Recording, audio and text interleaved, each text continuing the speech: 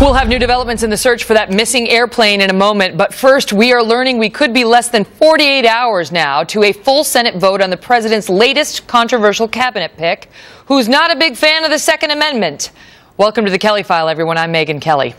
We are seeing growing opposition tonight to the man tapped to be America's next Surgeon General, a nomination that could get approved possibly as early as this Wednesday. Dr. Vivek Murthy is the 36-year-old president and co-founder of Doctors for America, a group that used to be called Doctors for Obama, which campaigned for the president and advocates for strict gun control laws, including new Obamacare regulations that would allow doctors to document whether their patients are gun owners. The law specifically prevents that right now. The group's website describes, quote, gun violence as a, quote, public health crisis, all of which has some questioning whether Dr. Murthy's nomination is turning what has always been the job of America's doctor into a hyper-partisan position. Mark Thiessen is a fellow at the American Enterprise Institute and a columnist for the Washington Post. Mark, first of all, he's 36 years old. He's only been an attending physician for 8 years, which is not long at all, but he does have a long history of supporting President Obama politically. Yep, that's exactly right. Look, he is too inexperienced and too radical. That's the problem. As you say, he's 36 years old, which might be okay if he was an exceptionally qualified 36-year-old, but he's not. I mean, if you look at most past surgeon generals, they've been CEOs of hospitals, chief medical officers. They've run county health systems. Not only has he not run a hospital or a county health system, he hasn't run a medical department within a county hospital or health system. So he is a part-time doctor who's a political activist whose claim to fame, his primary qualification is that he founded Doctors for Obama, which is a group that he uses to push a radical anti-gun agenda. That does not qualify you to be the Surgeon General of the United States. He is so anti-gun that the NRA has decided to score this vote, which they don't often do. And I mean, it's on the Surgeon General, right? And so it's like, what? They're scoring the vote on the Surgeon General? But that's how concerned they are about this guy. And he sent out tweets, this is just one example, criticizing them in the past as well. This is from December of 2012. NRA press conference disappointing but predictable. Blame everything in the world except guns for the Newtown tragedy. Wake up.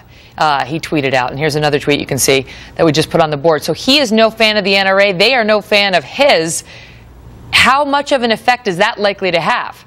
I think a very big effect. I mean, look, he goes out and says guns are a health issue. No, they're not. They're a constitutional right. The job of the Surgeon General is not to promote gun control. It's to educate people about diseases and disease prevention. Guns are not a disease. He seems to think they are. And the fact is that we've got a situation now where, because Harry Reid invoked the nuclear option and which took away the filibuster from Republicans, this vote is on the Democrats. This is entirely his nomination will be decided by a 51 vote majority. And so the question is, are pro-gun vulnerable Democrats in pro-gun states going to vote to confirm this guy? Because if they do, they're going to be in big trouble in November. You're 8 years in attending. You know your way around the block, presumably, and he was at Brigham and Women's, which is part of Harvard.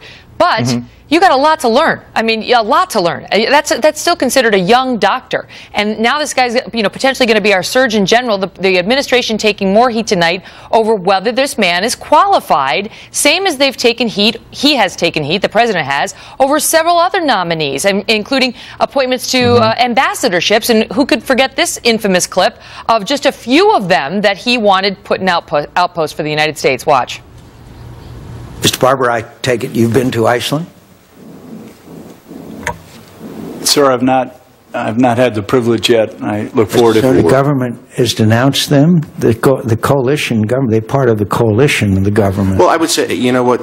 I stand corrected. Matt, have you been to Argentina? Senator, I haven't had the opportunity yet to be there. I've traveled pretty extensively around the world, but I haven't yet had a chance. You've been to Norway? I guess. And Bell, have you been to Hungary? Yes, Senator, I have. Oh, good gracious. And now we have this guy. Yeah, it's amazing. I mean, look, the president has a pattern of picking highly partisan and unqualified nominees. I mean, we just went through this with the Justice Department nominee for the civil rights post who had defended a cop killer. Now you've got these ambassadors. That guy you showed who was the ambassador to Norway, it was going to be our ambassador to Norway, didn't know that Norway had a king and not a president. And he's going to be our ambassador. That is a toughie. This isn't like I mean, go to Wikipedia and figure it out. I mean, they didn't even read the Wikipedia entries to their countries. You know, I mean, if you're but they're all big Obama donors. That's one thing they have in common, Mark. No, that's exactly right. But these aren't Caribbean countries. These are NATO. These are NATO allies. These are major countries, and this is the Surgeon General of the United States, America's doctor. We need qualified, nonpartisan nominees to carry out our foreign policy and to advise Americans on medical issues. It's that simple. The NRA says this is a matter of trust, and they don't think they or their members are going to trust this Surgeon General, given his statements about guns and the Second Amendment. Mark, good to see you.